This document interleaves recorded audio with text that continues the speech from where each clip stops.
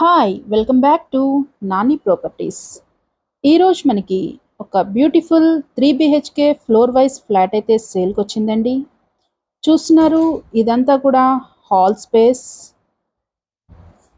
ఇది టోటల్గా 2200 SFT అయితే వస్తుంది.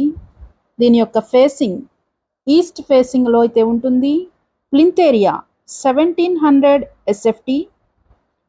యూడిఎస్ అన్డివైడెడ్ షేర్ 50 గజాలు అయితే ఇస్తున్నారు. చూస్తున్నారు, ఇదంతా కూడా హాల్ స్పేస్. ఇప్పుడు మనం బెడ్రూమ్ అయితే చూస్తున్నామండి. ఇది సెకండ్ బెడ్రూమ్.